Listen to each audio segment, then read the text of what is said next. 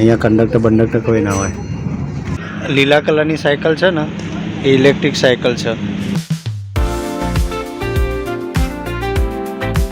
જય શ્રી કૃષ્ણ છે. રોમ સિંહ.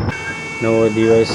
મેં જોયું આવ્યો ત્યારથી લંડનમાં વ્હાઇટ અને રેડ થોડો કેસરી ટાઈપ એ કલર બહુ છે. મોસ્ટ ઓફ તમે આ જ કલર જોવા મળશે. ખબર નહીં હવે વિન્ટરમાં ખબર પડે શિયાળામાં કેવું લંડન છે. કેમ કે એમ કહેવાય છે કે શિયાળામાં લંડન અલગ અને ઉનાળામાં લંડન અલગ દેખાય. જોઈએ હવે શિયાળો આવશે એટલે બધા હું બતાવીશ.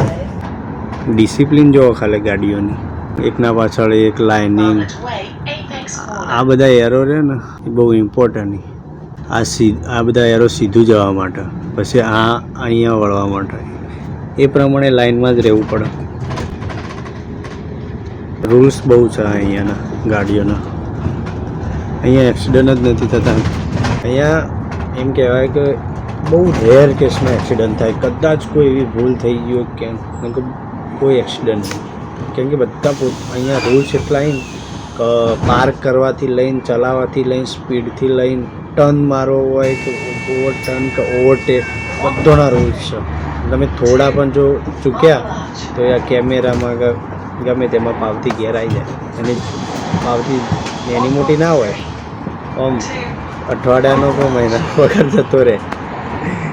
એટલે થોડી હાથવીને ચલાવી. જોકે અહીંયા પછી તો ઇઝી બહુ છે. કેમ કે અહીંયા બધા રૂલ્સ પ્રમાણે ચાલે. એકના પાછળ એક ચાલે જવાનું, સ્પીડ ટુ મેન્ટેન 20ની તો 20, 40. તો ઇઝી તો છે કે એવું હોય નહીં કે ગમે ત્યાંથી બેસી જાય અમને તેમ.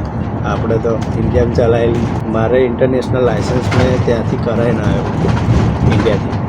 મેં કીધું ત્યાં જઈ અહીંયા ગાડી ચલાવીશ. પછી ખબર પડી કે અહીંયા આવીને તો રૂલ્સ શીખવા પડશે.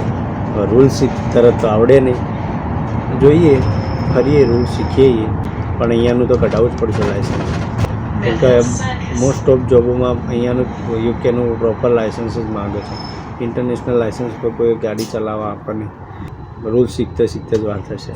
કેમ કે આપણે ઇન્ડિયામાં તો કેવી ચલાવીએ, 4 ટાયરવાળું ગાડી 3 ટાયર ઉપર દોડતું હોય એમ એવું લાગે. ખોટી પાવતી આવી જાય, જોબ લાગી ના હોય, ખોટી પાવતી આવી જાય. ચલો આગળ મળીએ. શું છે આગળ જોઈએ. આ ટાઈપના સ્ટેશન હોય. આ સ્ટેશન ઉપર આ 3 નંબરની બસો ઊભી રહે. અહીંયા આવી રીતના બસમાં આવી રીતના ટીવી ગોઠવી હોય. એના અંદર બધું સ્ટેશન વાઇઝ એનાઉન્સ થાય કે ભાઈ તમારું સ્ટેશન આવે એટલે આ ટાઈપની સ્ટોપ બટન દબાવી દેવાનું એટલે અંદર બસ સ્ટોપિંગ લખેલું આવી જાય. અહીંયા કંડક્ટર કોઈ ના હોય. આવી જો આપણે દબાવવાનું એટલે ઓટોમેટિક કન્ટ્રી વાગી જાય. ઉતરવું હોય એટલે દબાઈ દેવાનું. ક્લોઝ. બાકી રિનોવેશન ચાલતું હોય તો એનાઉન્સમેન્ટ થઈ ગયા હવે કે next bus stop is close. આગળની બસ સ્ટેન્ડ આવે એના પહેલાં સ્ટોપ બટન દબાવી દેવાનું. બધા ગોઠવેલા જ હોય છે દિવસ. આપણે ઇન્ડિયામાં હોય છે પણ એનો કોઈ ઉપયોગ નહીં કરતા. એનો કોઈ ઉપયોગ જ નહીં કરતા. અહીંયા એક વે હોય ને કંડક્ટર એટલે તમારે બધું જાતે જ કરવાનું હોય. અહીંયા એક એપ્લિકેશન છે સિટી મેપર થાય. ચાલો એના વિશે હું થોડા આગલા વિડીયોમાં બનાવીશ. એમાં બધું કઈ નંબરની બસ પકડવી વગેરે.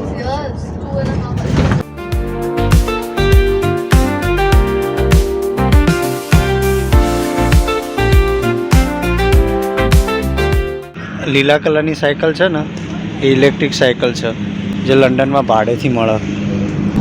6 પાઉન્ડ 5 પાઉન્ડ જેવા થાય છે. ખબર નથી દિવસના હોય છે કે વર્ષના હોય.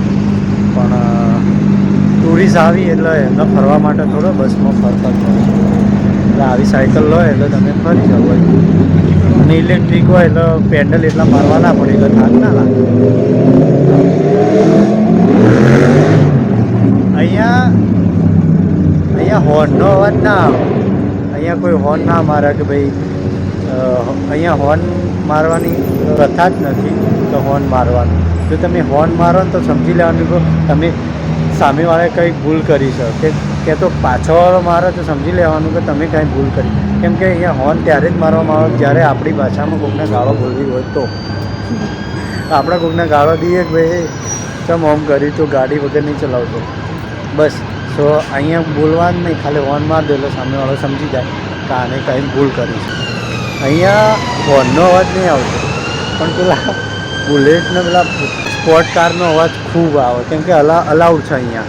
તમે સ્પોર્ટ કારમાં સાયલેન્સર્સ એ અલાઉડ છે, એટલે અડધી રાતે જગતા નહીં, દબાઈ કરી ભલે તમે ઊંઘ્યા હોય, બસ એનો અવાજ આવે વધારે. ગઢે દોડ હા હું સ્પોટ આવું. ચલો મળીએ બસ આવે એટલે. અહીંયા લંડનમાં ફરવા લાયક સૌથી વધારે તો સ્ટ્રીટ, આ બધી સ્ટ્રીટો બહુ પ્રખ્યાત. કોઈ પણ લંડનની સ્ટ્રીટ જો બહુ પ્રખ્યાત. લંડનમાં ફરવા લાયક જો તમે સર્ચ મારો તો સ્ટ્રીટ, કોઈ ફેમસ સ્ટ્રીટો બહુ છે. પ્લેસ તો હશે પણ સ્ટ્રીટો બહુ છે. આ સ્ટ્રીટ ઉપર આ સ્ટ્રીટ ઉપર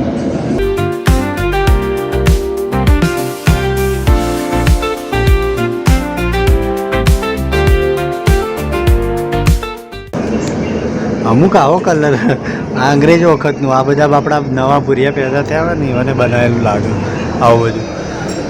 નકર અમુક તો એવું લાલ કલરનું આ કન્સ્ટ્રક્શન એરિયા ચાલે આ બિલ્ડિંગ, એટલા માટે આવી રીતના તાપડે બધી દો એટલે કોઈ પથ્થર નીચે ના પડે ને. આપણે બાજુ નેટ સાઈડ નેટ એવું બધી, આ સાઈડ આવું બધું. જો હવામાં પતી ગયો, 2 કલાક જવામાં થયા અને 2 કલાક આવવામાં થયા. ટ્રેનમાં જવું તો જલ્દી પાછો આવું, કલાક જ થાય, પણ ટ્રેનમાં થોડા પૈસા વધારે થાય. એટલે હાલ આપણે હજી નવા છીએ, બસમાં ફરીએ. જોકે બસમાં જ ફરાય, સસ્તું પડે. જોઈએ પછી કઈ રીતના જોબનું થાય છે, ક્યારે કઈ ટ્રેન આવે છે. ત્યાર સુધી જય શ્રી કૃષ્ણ.